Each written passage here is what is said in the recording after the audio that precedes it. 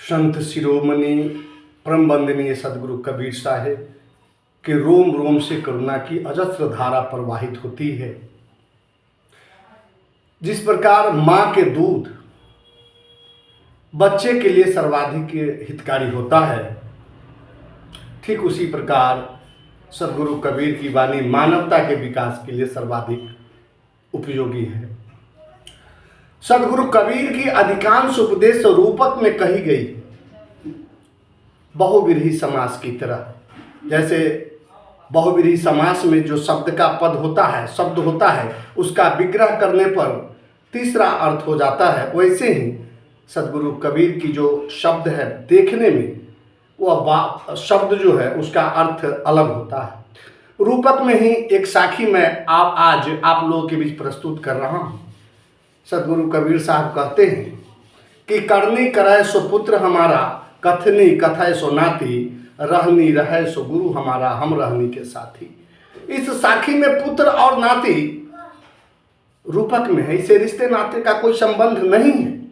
पुत्र का मतलब होता है मेरा बनाया हुआ, मेरा अपना खून, मेरा अपना पुत्र, और नाती का मतलब होता है उसका बनाया हुआ जिसको हमने बनाया है। अर्थात पुत्र को हम खुद पैदा करते हैं और नाती जो हम बेटी को पैदा किए हुए हैं, और बेटी जिस संतान को पैदा करता है वह नाती होता है।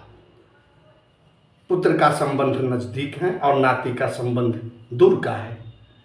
फिर तीन शब्द की बात हो रही है, करनी, कथनी और रहनी। हम सभी जानते हैं सदगुरु कबीर पंथ सत्य और अहिंसा का पंथ है, इसलिए जो सचमुच कबीर पंथी होगा उसमें दया, करुणा और प्रेम का भाव होना चाहिए। जो लोग बहुत सुंदर सुंदर ज्ञान की बातें करता है, मंच पर तथा समाज में लोगों को समझाता है चोरी नहीं करना चाहिए, झूठ नहीं बोलना चाहिए, जीव हत्या नहीं करना चाहिए, शराब, ताड़ी, दारू, मछली, मांस नहीं खाना चाहिए, और वही व्यक्ति शाम होते होते सब काम चोरी, हिंसा, डकैती, मांस, मदिरा पान करता है। सदगुरु कबीर साहब कहते हैं कि वह मेरे नाती के समान है। ज्ञान की बातें तो करता है लेकिन रहनी कुछ भी नहीं, सिर्फ कथनी है। लेकिन जिस व्यक्ति के ऊपर कही गई बातों को सुनकर ज्ञान हो जाता है कि जो चोरी नहीं करना चाहिए, हिंसा नहीं करना चाहिए, झूठ नहीं बोलना चाहिए, मांस मदिरा नहीं खाना चाहिए, तो उसे ज्ञान हो जाता है और वह इसको अपने जीवन में उतारना शुरू कर देता है।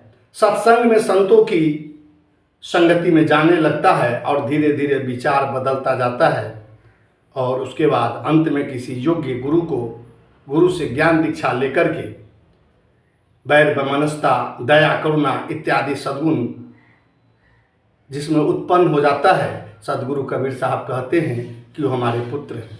इसलिए कि उसका विचार अब हमसे मिलने जुलने लगा है, उससे हमारा खून का रिश्ता हो गया है, इसलिए हमारा वह खून है। करनी करय सो पुत्र हमारा, कथनी करय सो नाती, रहनी रहे सो गुरु हमारा, हम रहनी के साथी। हे संत जनों, इसके बाद वह व्यक्ति जो ज्ञान दीक्षा ले लेता है, सत्संग में जाने लगता है, उसे वैर, वैमनस्यता, ईर्षा, द्वेष समाप्त हो जाता है, संतों की सेवा शुरू कर देता है और वही गुरु हो जाता है। तो सदगुरु कबीर साहब कहते हैं कि हम उसके गुरु हैं या वो हमारे गुरु हैं, माने हम हमारे खून के बराबर वो है। और अंत में उसे जब स्वर्ग, नरक, बंधन, मोक्ष, मान, अपमान, ईर्षा, द्वेष सब समाप्त हो जाता है, पूरे ब्रह्मांड अपना घर और इस पूरे ब्रह्मांड में जितने भी जीव हैं सब अपना दिखाई देने लगता है, तब वह कबीर हो जाता है। माने कहने का भाव है कि वह परमात्मा हो जाता है। इसे इस तरह आप समझ लीजिए। सबसे पहले व्यक्ति दुरात्मा है, वह तरह तरह के व्यसनों से ग्रस्त हैं, चोरी, हिंसा, डकैती सब करता है। लेकिन कुछ दिनों बाद जब उसे ज्ञान हो जाता है, धार्मिक ग्रंथों को पढ़ता है, सत्संग को सुनता है, तब उसे ज्ञान हो जाता है कि ये सब चोरी, हिंसा नहीं करना चाहिए, मांस मदिरा नहीं करना चाहिए, ये हम सबों के लिए नहीं है। और ये लोगों को बताता भी है, लेकिन अपने करता नहीं है, तब वह जीवात्मा हो जाता है। फिर जब वह किसी योग्य गुरु से ज्ञान की प्राप्ति कर लेता है और उस रहनी में रहने लगता है, तब वह महात्मा हो जाता है।